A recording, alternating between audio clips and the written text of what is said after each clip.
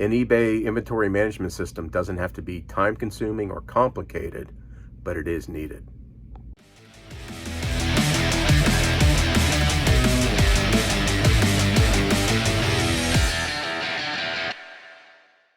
Hey everyone, John for Popeyes Postcards. Today I want to talk about inventory control. And there are several methods that can be utilized. You can number each individual card and put them in boxes. That's one way of doing inventory. I personally use a box letter tab number system, and whatever you start out with, and I would highly suggest if you're starting out selling postcards or really any item, is to employ a inventory control system from the get-go. And I think that would help you go a long way in making sure you don't lose items. You can quickly pull the items that you do sell. For postcards, I use open top bin boxes, and they come in several different sizes and lengths. I get them from Amazon, and they're relatively inexpensive. These ones right here for my normal first store on eBay, I use, they're 18 inches long and they're 6 inches wide, 4.5 tall. And for my airplane cards, which we might talk about that inventory, they're 8 inches wide, 16 or 18 inches long, and 4.5 tall. But you can also use Sterilite shoe boxes, and you got to make sure that you use Sterilite. See how the bottom is squared? They make other, I think, yeah, these are Sterilite also, and you can see how they're rounded at the bottom. You can see that comparison. These square ones, they're probably about $2.50 now. They used to be $1 each. These are cheaper. You can get these at Walmart. You can see the difference. I don't know what the number is on this. 1642. So use these square bottom ones and not these rounded, more tapered ones. These will bend the bottoms of your cards. So, but you can use old regular shoe boxes. I've seen people use eBay boxes, whatever works, but you need some type of storage that you don't have to keep taking the lids off. You can quickly pull the box and access. So when I first started, I did all mine organized by state, and then I would break down the tabs by city, or like S, T, U, and V maybe in one tab. And I would misfile a lot of cards. I would always put like New Hampshire into Vermont, and I wouldn't know it.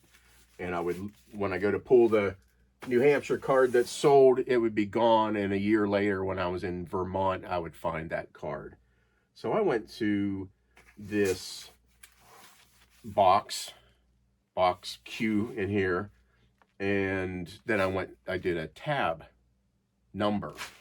And when I start out, each tab had 50 cards. It doesn't matter. This tab could have Alabama. It could have New Zealand. Whatever I'm working on could be under Q1. And when I first do a box with 50 cards behind each tab, I can get up to like 17, 18 in the tab number. And as those cards sell, I don't have to shift these. If they were individually numbered cards, I'd have to shift those into new boxes. All I do is I add new tabs of 50 cards behind it. And so one box may eventually get up to like Q99. If I ever make it to there, I got to worry about doing something else. But you can see here that around Q20, I must have realized that, hey, this box needs some more cards in it. And I put in another, 10 or so tabs. And then also on the tabs, like back there at Q28, 29, I got these at the 2022 York Postcard Show, and I paid about $1 each. So you can write little inventory or notes on these tabs also. when you're first starting out selling postcards, you know, a box like this, one box may be fine. And maybe you can have them in there unsorted. But as you get into much larger inventory, you're going to need to separate them out somehow. I recommend this system because the tab and number system, because you can quickly get in and pull the card you sold. I put this Q1 or whatever it may be, I put it in my title on my listing. So on my sold page, I don't have to dig into each individual listing and find, oh, what SKU number I sold. I just see in the title, oh, I sold Alabama Courthouse. It's on Q1. So I come here quickly to Q1 and boom, there it is. There's the courthouse. And I pull that. And it doesn't matter how these cards go back into Q1 as long as they stay under Q1. And I can quickly pull the cards. I only do, like I said, 50. Some tabs maybe a little bit more, but if you keep it to you say 50, you know, it won't take you too long to sort through those 50 cards. And again, I know exactly where I got to go quickly, and it just takes 2 seconds to flip through all your cards to find the one you need. And when I got down to box Z, I started with box AA, and I'm currently down to box AT. But I need to go back and fill in several of these boxes just because I haven't listed for so long, and I'm just now getting back into it. The only time I think that you need, or that maybe I wish that I had each individual card numbered in some fashion, but I just think that's just so time consuming, is here. At one time I dumped the box. I think I got it mostly back in order under the tabs, but if I can't find a card under like A10, then I know I have to look a little bit deeper in the box. But that's very rarely. I don't think I dumped it too bad. Just maybe a tab or two got displaced. But I think this is just such an easy inventory method. And I use that same system with the airplane cards.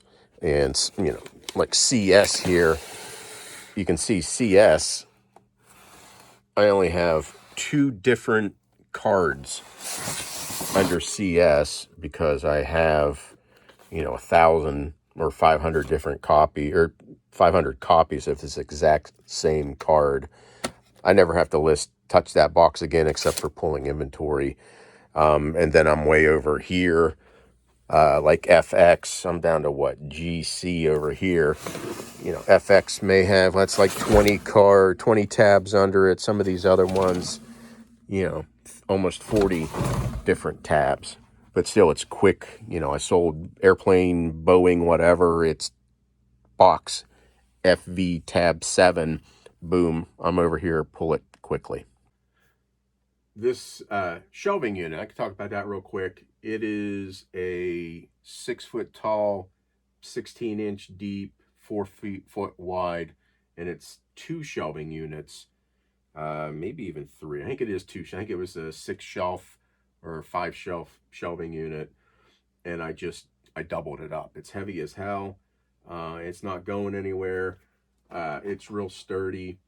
I can store probably about 70,000 postcards on here. Currently, there's probably 33,000, 34,000 individual cards, maybe even more than that, maybe up into the 40s, because there's some that I have, you know, I have 100, 200 copies of an individual card, and it might be under its own tab system. I like this because my computer's behind me. All I have to do is swivel and pull. I don't have to get up and go searching around. The airplane cards I do, but for my main store, everything is within easy reach, and I don't have to really move too much. I probably need to move a lot more than I do, but I don't have to get up and move too much to pull and pack, and it's so much quicker than any other inventory systems out there or the ones that I've used. But it's whatever works for you, whatever you're comfortable with. I just think this is the quickest and easiest to manage. So I think that's it. Thank you all for watching. I'm off my ADHD medicine, so there may be more videos coming. As always, thank you for watching.